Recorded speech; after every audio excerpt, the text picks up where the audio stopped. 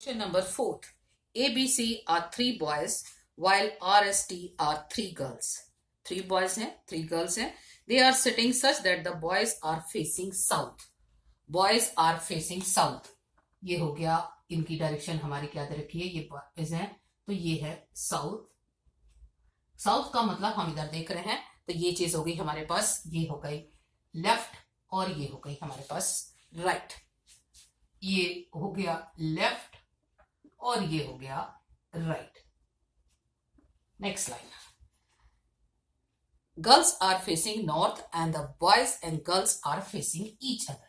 Girls जो हैं वो हमें नॉर्थ की तरफ देख रही हैं. इसका मतलब ये चीज हो जाएगी राइट. ये डायरेक्शन ये हो गई राइट और ये हो गया हमारे पास लेफ्ट. चलिए एरो नहीं लगाते. ये हो गया लेफ्ट. वो साउथ की तरफ देख रहे हैं मतलब इस तरह से दोनों का. अब उसने क्वेश्चन के अंदर दिया है A and B are diagonally opposite each other. A and R are ABC क्या है बॉयज और गर्ल्स क्या है STR RST. अब उसने लिखा है first part A and R are diagonally opposite each other. A यहां होगा तो R को यहां होना पड़ेगा या A इधर है तो R इधर होगा. इसलिए अभी रुक जाते हैं अगली लाइन पढ़ेंगे. नेक्स्ट लाइन है C is not sitting at any of the end. तो C तो किसी एंड पे है नहीं. C जो बॉय है वो या तो वो सेंटर में है. ये हमारा क्लियर हो गया कि C ना तो इस एंड पे है ना इस एंड पे है तो C तो हो गया यहां पे.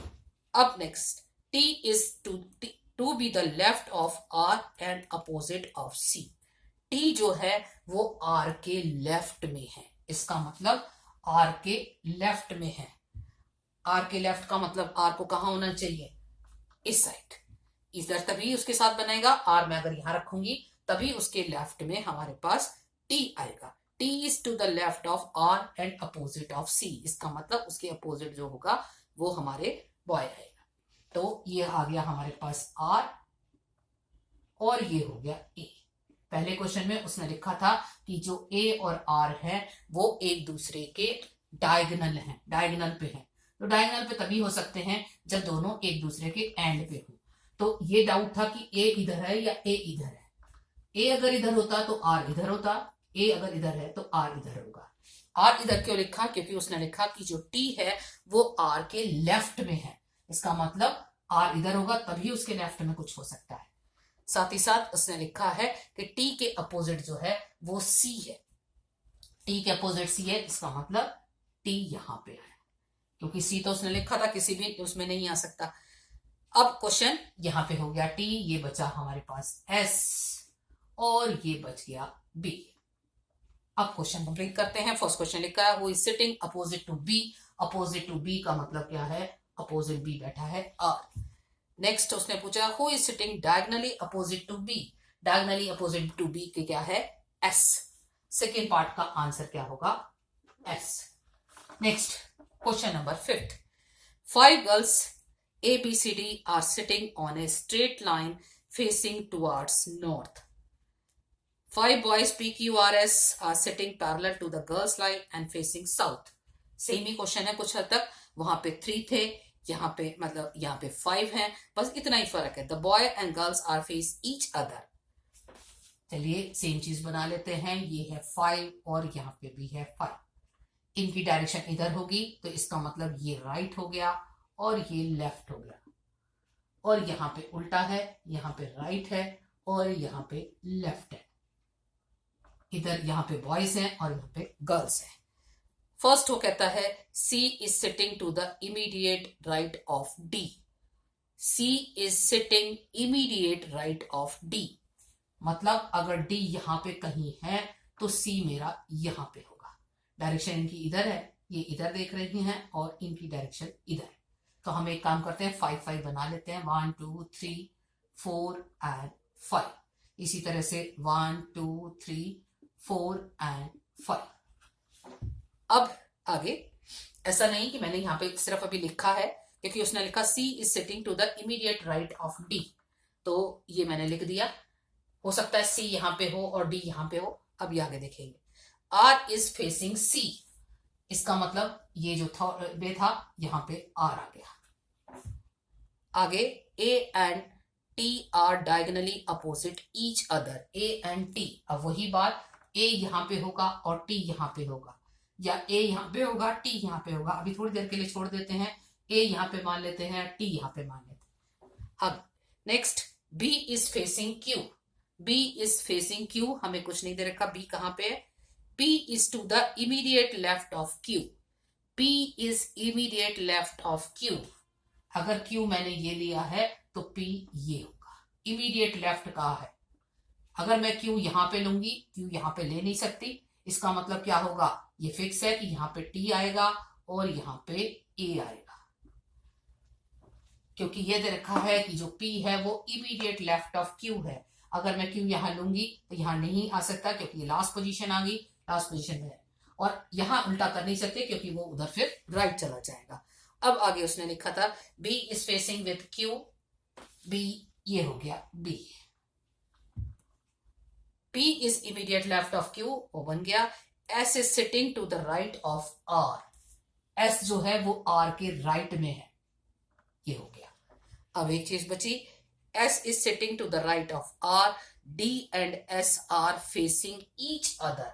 D and S are facing each other, इसका मतलब D यहीं पे बनना चाहिए था। And P is sitting at one end of the line, हो गई लास्ट तक, P is one end का, E इसका मतलब ये प्लेस बच गया। अब क्वेश्चन है, first question, what is the position of A with respect to D? A की क्या पोजीशन है with respect to D? A कहां बैठा है? डी के राइट में बैठा है, और कहां बैठा है? डी के राइट में 1 2 3 4 फोर्थ पोजीशन पे जाके बैठा है। सॉरी, जो बैठा है वो 1 2 एंड थर्ड पोजीशन पे, डी की थर्ड पे और ई की फोर्थ पे। तो उसने विद रिस्पेक्ट टू डी पूछा है, तो इसका मतलब फर्स्ट पार्ट का क्या आंसर आएगा? ए सिट्स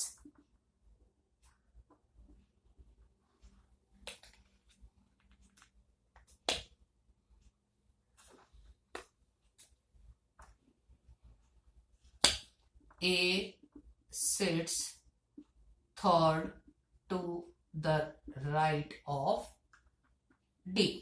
जिस मर्जी की पोजीशन निकालो, अगर B की पोजीशन A की रिस्पेक्ट में निकाले तो B की पोजीशन क्या होगी? A के लेफ्ट में है। इसी तरह C की निकालें विद रिस्पेक्ट टू D तो वो इमीडिएट राइट ऑफ D है। सेकेंड पार्ट है, who is seated opposite to E। E के अपोजिट में कौन है? E के अपोजिट में कौन है? T। E के अपोजिट में कौन है? T। थर्ड पार्ट है हमारे पास, who is sitting to the left of one who is opposite to C। C के अपोजिट क्या है हमारे पास? R। उसने पूछा उसके लेफ्ट में कौन है? C के अपोजिट है R और R के लेफ्ट में कौन है? Q। क्वेश्चन नंबर सिक्स्थ है, 14 people are sitting in 2 parallel row. A B C D E F G are sitting in the first row facing north, and P Q R S T U are facing in the second row facing south। बिल्कुल same यही question है। वहां पे हमारे पास क्या थे? पहले 3 person आए, फिर 5 पर्सन आए, यहाँ पे 14 आए। तो ये आप अपने आप ट्राई कर सकते हो। इसलिए हम स्टार्ट करेंगे next question. There are 5 executives in a business conference seated around the circular table, out of which with A and B are male and C D E are female। This is question number 7। 5 person हैं और एक circular table पे बैठे हैं। साथ ही साथ उसने कहा है हमारे पास 5 पर्सन में से 2 मेल हैं, ए एंड बी। 5 पर्सन हैं, चलिए 5 बना लेते हैं, A B C D and E. Male कौन से हैं? मेल है हमारे पास ए और बी जो हैं वो मेल है, बाकी फीमेल है। अब क्वेश्चन पढ़ते हैं। अभी हमने लिख जरूर दिया है, अभी तो पोजीशन देखनी पड़ेगी, वैसे मैंने ABCD गलत लिख दिया है। There are 5 executive person, A and B are male, C D are female according to the following condition। No male sit adjacent to each other। कोई भी मेल ऐसा नहीं है जो, ये मैं हटा रही हूं, 2 मेल हैं, A और B, अलग ही लिख लेते हैं। A and B मेल हैं और बाकी फीमेल है। ये 5 पर्सन है हमारे पास। अब उसने लिखा है कोई भी दो मेल एक साथ नहीं है, पहली लाइन। उसके बाद है E sits to the left of A such that two people are seated in between them।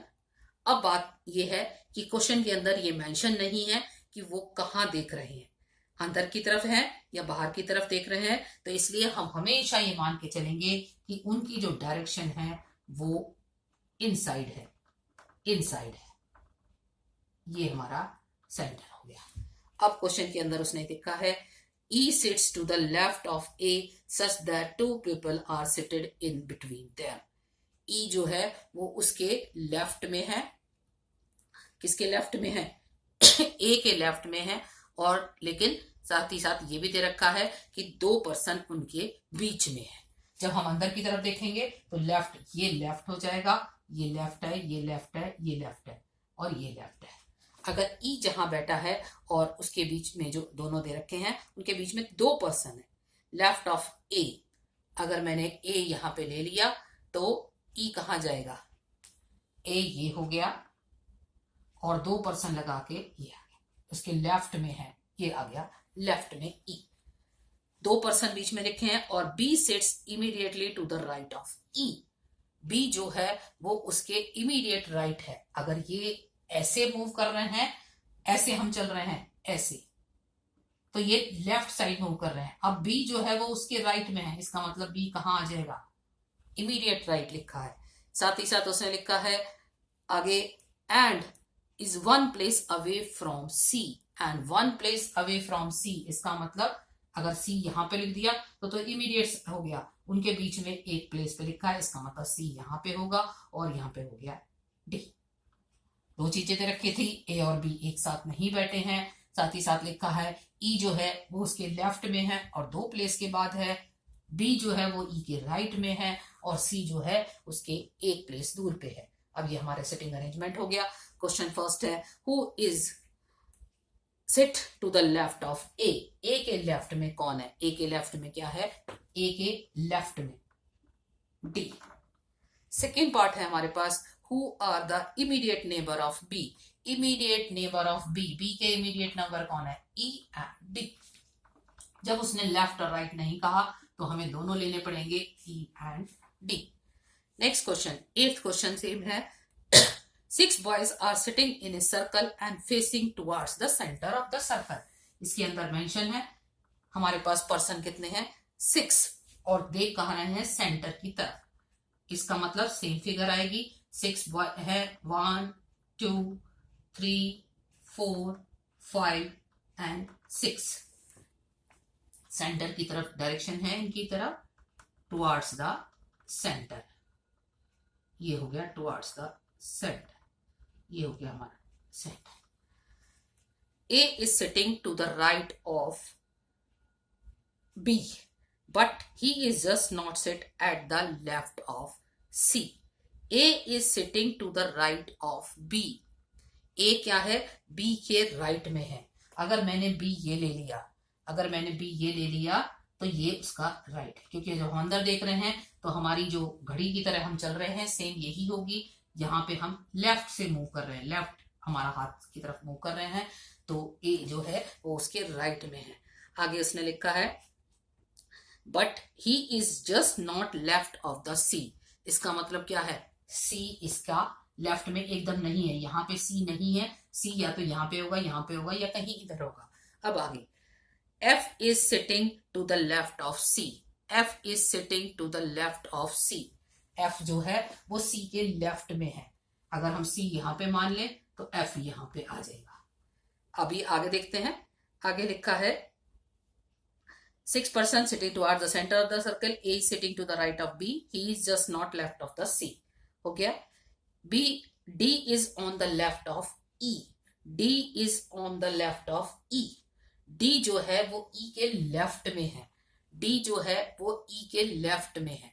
अगर हम E यहाँ पे लेते हैं तब D यहाँ पे आएगा, क्योंकि लेफ्ट में हम लेफ्ट साइड ही चल रहे हैं। इसका मतलब क्या हो गया? ये हमारे पास E हो गया और ये हमारे पास D हो गया।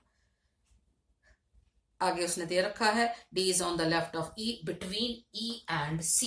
D जो है वो E के लेफ्ट में भी है और E और C के बीच में भी है। हमारी इंफॉर्मेशन कलेक्ट हुई। First question, who is sitting to the left of B, B के लेफ्ट में कौन है? ई है। बी के लेफ्ट में कौन है? First part answer is E. Second part उसने दे रखा है, who is sitting second to the right of B, second to the right of B, second to the right of B क्या हो गया? F. Second position right side, second position right side का मतलब इस साइड में move किया, ये हो गया एफ। अगर वो कहता second position left to the, तो ये आ जाता डी। नेक्स्ट है